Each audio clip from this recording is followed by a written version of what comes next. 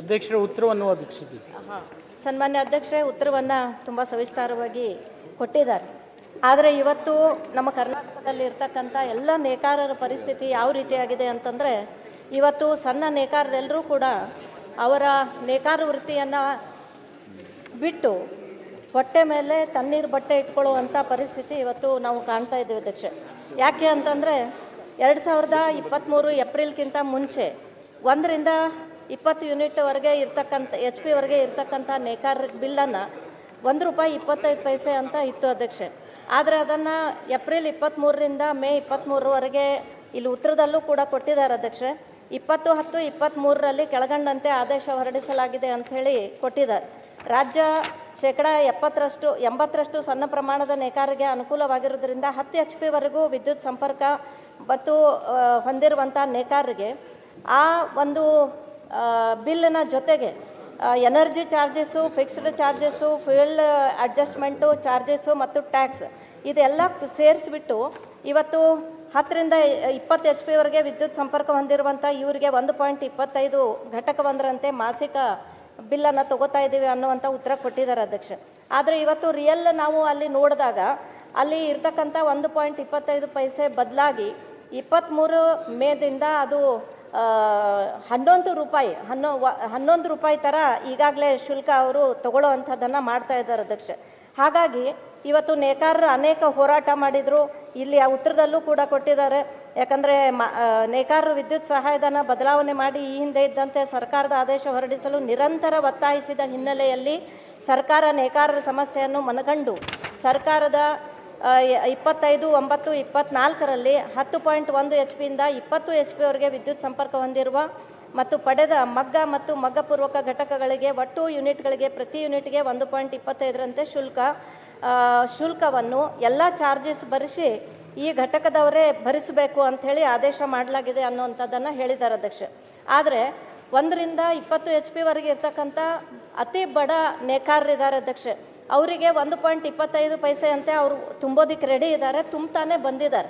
ಆದರೂ ಕೂಡ ಇದರಲ್ಲಿ ಎಲ್ಲ ಟ್ಯಾಕ್ಸ್ ಮತ್ತು ದಂಡ ಹಾಕಿ ಈಗಾಗಲೇ ಇಡೀ ಕರ್ನಾಟಕ ನೋಡಿದರೆ 20 ಕೋಟಿ ಮತ್ತು ನನ್ನ ಕ್ಷೇತ್ರದಲ್ಲಿ ನೋಡಿದರೆ 10 ಕೋಟಿ ಈ ರೀತಿ ಒಂದು ಭಾರ ನೇಕಾರ ಮೇಲೆ ಆಗ್ತಾ ಇದೆ ಅಧ್ಯಕ್ಷ. ಮತ್ತು ಅದಕ್ಕೆ ನಾನು ಸಚಿವರಲ್ಲಿ ವಿನಂತಿ ಮಾಡ್ಕೋತಾ ಇದ್ದೇನೆ, ಇವರೆಲ್ಲರೂ ಬಡತನದ ನೇಕಾರರಿದ್ದಾರೆ ಮತ್ತು ಇದು ಬಿಲ್ ಕಟ್ಟಿಲ್ಲ ಅಂಥೇಳಿ ಹೆಸ್ಕಾಮ್ನವ್ರು ಬಂದು ಅವರು ಎಲೆಕ್ಟ್ರಿಸಿಟಿ ಕಟ್ ಮಾಡಿದ್ದಾರೆ ಅಧ್ಯಕ್ಷ. ಹಾಗಾಗಿ ನಾವು ಕೂಡ ಎಲ್ಲರಲ್ಲೂ ಅಧಿಕಾರಿಗಳಲ್ಲಿ ಮನವಿ ಮಾಡ್ಕೊಂಡಿದ್ದೀವಿ, ನೇಕಾರರಂತೂ ಗೋಳು ನೋಡೋಕ್ಕಾಗ್ತಾ ಇಲ್ಲ ಅಧ್ಯಕ್ಷ. ಹಾಗಾಗಿ ನಾನು ದಯವಿಟ್ಟು ಸಚಿವರಲ್ಲಿ ವಿನಂತಿ ಮಾಡ್ಕೋತಾ ಇದ್ದೇನೆ, ಈ ಒಂದು ಇಡೀ ಕರ್ನಾಟಕದ 20 ಕೋಟಿ ಇದು ನಿಮ್ಮ ಸರ್ಕಾರಕ್ಕೆ ಏನು ಭಾಳ ದೊಡ್ಡ ಅಮೌಂಟ್ ಅಲ್ಲ, ಅದನ್ನು ಮನ್ನಾ ಮಾಡಿ ಆ ಬಡ ನೇಕಾರರಿಗೆ ಒಂದು ಜೀವದಾನ ಕೊಡಬೇಕು ಅನ್ನುವಂಥ ಒಂದು ವಿನಂತಿಯನ್ನು ಮಾಡ್ತೇನೆ ಅಧ್ಯಕ್ಷ.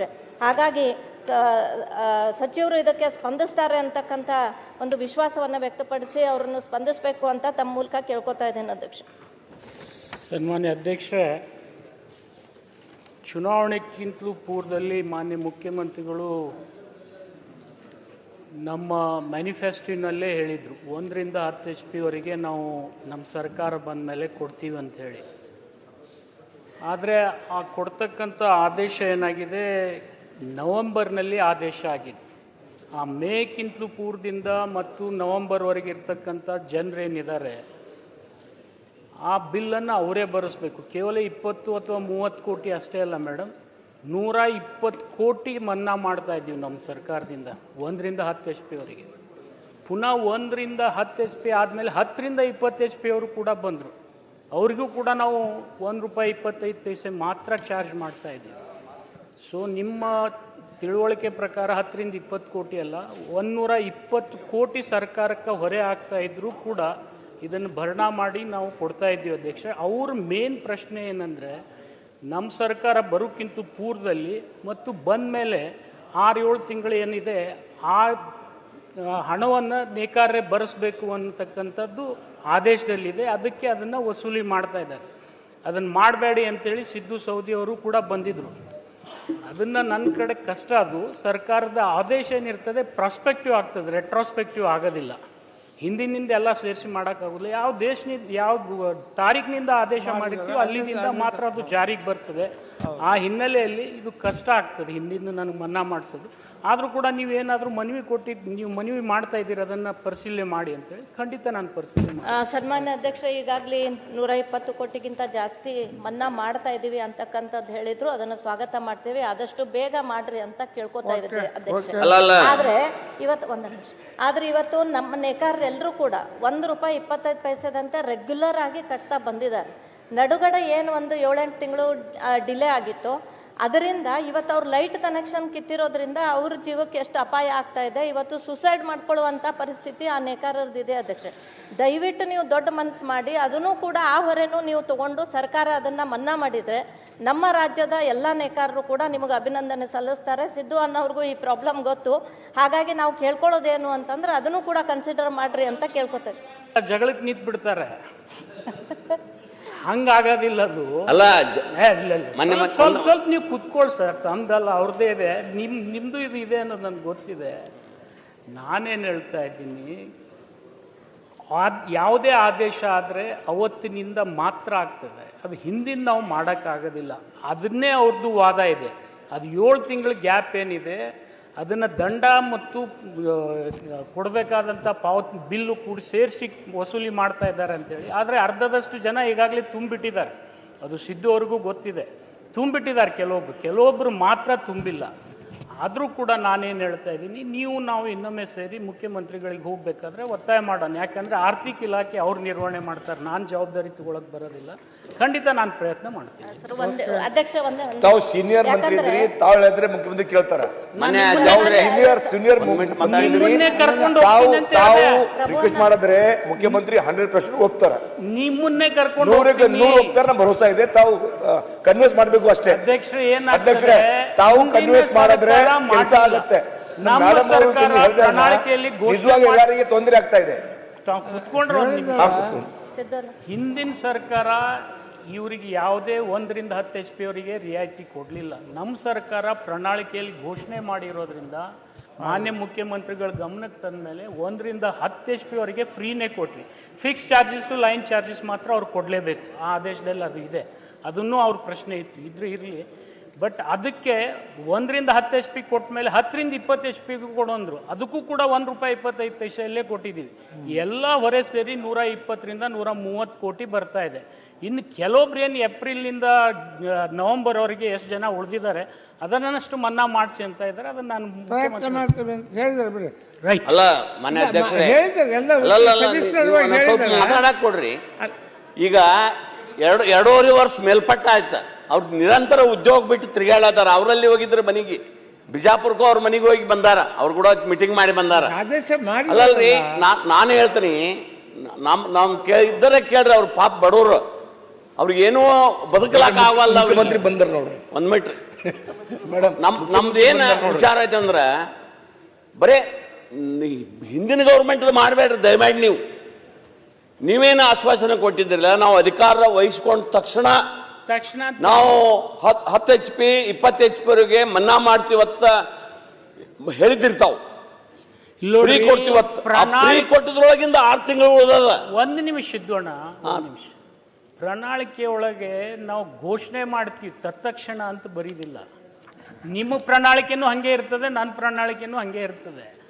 ಆದರೆ ನಾನೇನು ಹೇಳ್ತಾ ಇದ್ದೀನಿ, ನಾವು ಇಂಪ್ಲಿಮೆಂಟ್ ಮಾಡಬೇಕಾಗಿದ್ದು ಒಂದು 5-6 ತಿಂಗಳ ನಂತರ ಮಾಡಿದ್ದೀವಿ. ಅದು ಪ್ರಾಸ್ಪೆಕ್ಟಿವ್ ಆಗ್ತದೆ, ರೆಟ್ರೋಸ್ಪೆಕ್ಟಿವ್ ಆಗೋದಿಲ್ಲ. ಆದರೂ ನಾನೇನು ಹೇಳ್ತಾ ಇದ್ದೀನಿ, ನಿಮ್ಮ ಸರ್ಕಾರ ಮಾಡದೇ ಇರೋ ಕೆಲಸ ನಾವು ಮಾಡಿದ್ದೀವಿ. ನೀವು ನಮಗೆ ಶಬಾಷ್ಗಿರಿ ಕೊಡಬೇಡಿ. 6 ತಿಂಗಳದ್ದು ಏನದ ಅದು ಬಿಡಿಸೋದಿದೆಯಲ್ಲ, ನೀವು ಸೇರಿ ಪ್ರಯತ್ನ ಮಾಡೋಣ. ದಯಮಾಡಿ ಮುಖ್ಯಮಂತ್ರಿ ಅವರು ಬಂದಾರ, ಅವರು ಬಂದಾರ, ನೀವು ಅವ್ರಿಗೆ ಹೇಳ್ರಿ, ನಾವು ವಿನಂತಿ ಮಾಡ್ಕೋತೀವಿ. ನೀವು ಅವ್ರಿಗೆ ತುಂಬಲಾಕ ಸಾಧ್ಯ ಇಲ್ಲ ರೀ ಸರ್. ಉದ್ಯೋಗ ಬಂದಾಗತ್ತೆ ಅವ್ರದ್ದು, ಅರ್ಥ ಮಾಡ್ಕೊಳ್ಳಿ. ಬಿಜೆಪಿ ಸರ್ಕಾರ ಏನ್ ಮಾಡಿದ್ರು, ಬಿಜೆಪಿ ಸರ್ಕಾರ ವಿದ್ಯುತ್ ಕೊಡ್ಲಾಕ್ ಪ್ರಾರಂಭ ಮಾಡಿದ್ದ ಯಡಿಯೂರಪ್ಪನವರು ಬಿಜೆಪಿ ಸರ್ಕಾರ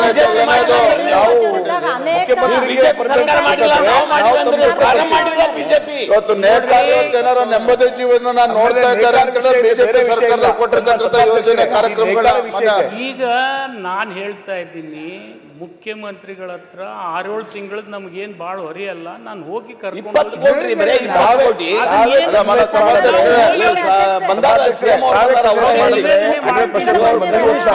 ನಾನು ಖಂಡಿತ ಅವ್ರ ಜೊತೆ ತಾವೇ ಕನ್ವಿನ್ಸ್ ಮಾಡಿದ್ರೆ ಮುಖ್ಯಮಂತ್ರಿ 100% ಒಪ್ತಾರೆ. ಕರೆಂಟ್ ಬಿಲ್ 5-6 ತಿಂಗಳದ್ ನಮ್ ಸರ್ಕಾರ ಕನ್ವಿನ್ಸ್ ಮಾಡಬೇಕು. ಒಂದ್ ನಿಮಿಷ ನಿಂತು 5-6 ತಿಂಗಳ ಹಿಂದೆ ನಾವು ಪ್ರಣಾಳಿಕೆಯಲ್ಲಿ 1ರಿಂದ 10 HP ವರೆಗೆ ಫ್ರೀ ಕೊಡ್ತೀವಿ ಅಂತಿದ್ವಲ್ಲ ನಮ್ಮ ಪ್ರಣಾಳಿಕೆಯಲ್ಲಿ, ಅದು ಕೊಟ್ಟಿದ್ದೀವಿ ಸರ್.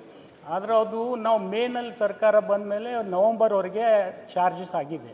ಆ ನವಂಬರ್ದಲ್ಲಿ ಮೇ ಟು ನವಂಬರ್ ಎಷ್ಟು ಒಂದು 4-5 ತಿಂಗಳದಿದೆ, ಅದನ್ನಷ್ಟು ಬಿಟ್ಕೊಡಿ ಅಂತ ಹೇಳ್ತಾರೆ. ಮನೆ ಸಭಾಧ್ಯಕ್ಷರೇ ಮುಖ್ಯಮಂತ್ರಿ ಆದ್ರೆ ಓಕೆ, ಸಮಸ್ಯೆ ಬಗ್ಗೆ ಇರ್ಬೇಕಿದ್ರಾಗ ರಾಜಕಾರಣ ಮಾಡ್ಬಾರ್ದು.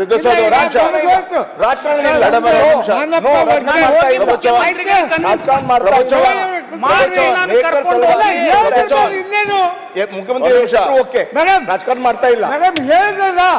ಸಭಾಧ್ಯಕ್ಷರೇ ನಾವು ನೇಕಾರ ವಿಚಾರದಲ್ಲಿ ರಾಜಕಾರಣ ಮಾಡೋ ಪ್ರಶ್ನೆ ಇಲ್ಲ. ನಾವೇನ್ ಅದ್ರ ನಮ್ಮ ವಿನಂತಿ ಇಷ್ಟೇ ಸ್ವಾಮಿ, ನಮ್ಮ ಸಭಾಧ್ಯಕ್ಷ ನಮ್ಮ ವಿನಂತಿ ಇಷ್ಟೇನೆ, ನೇಕಾರ ವಿಚಾರದಲ್ಲಿ ಚೌಕಾಸಿ ಮಾಡುವಂತದ್ದು ಬೇಡ. ಈಗಾಗಲೇ ಸಂಕಷ್ಟದಲ್ಲಿದ್ದಾರೆ, ಅದೇನು ಇನ್ನು 5-6 ತಿಂಗಳು ಏನ್ ಮಾಡ್ಬೇಕು ಅದನ್ನ ಸೇರಿಸ್ಕೊಂಡು ಅದನ್ನ ಇಂಪ್ಲಿಮೆಂಟ್ ಮಾಡ್ಲಿ, ಅಷ್ಟೇ ಮಾಡಿ ಅಂತ ವಿನಂತಿ ಮಾಡ್ತಾ ಇರುವಂತದ್ದು. ಸಣ್ಣ ನೇಕಾರರಿದ್ದಾರೆ ಸಚಿವರು, 1332 ಮುಖ್ಯಮಂತ್ರಿಗಳೇ ಅವ್ರು ಇನ್ನೂ ಸಣ್ಣ ಸಣ್ಣ ರೈತರಿದ್ದಾರೆ. ನಾನು ನೀವು ಕೂಡ ಹೋಗಿ ಮಾಡೋಣ. ಕೊಡ್ರಿ, ಮುಂದಿನ ವಾರ ಒಂದ್ ಡೇಟ್ ಕೊಡ್ರಿ, ಎಲ್ಲಾರು ಕೂಡ್ಕೊಂಡು ಮುಖ್ಯಮಂತ್ರಿ ಮೇಡಮ್ ನಾವು ನೀವು ಕೂಡ ಮಾಡೋಣ. ಅಲ್ಲಿ ತಗ ಡಿಸ್ಕನೆಕ್ಟ್ ಮಾಡಬೇಡ ಅಂತ ಹೇಳ್ರಿ. ಡಿಸ್ಕನೆಕ್ಟ್ ಮಾಡಿ ಅದು KEB ನಾನು ಹೇಳ್ತೀನಿ ಅವರಿಗೆ. 1232 ಪ್ರಶ್ನೆಯನ್ನ ಚರ್ಚೆ ಮಾಡಿ ನಗರಾಭಿವೃದ್ಧಿ ಮತ್ತು ನಗರ ಯೋಜನಾ ಸಚಿವರನ್ನ ಕೇಳಲು ಬಯಸ್ತಾ ಇದ್ದೀನಿ.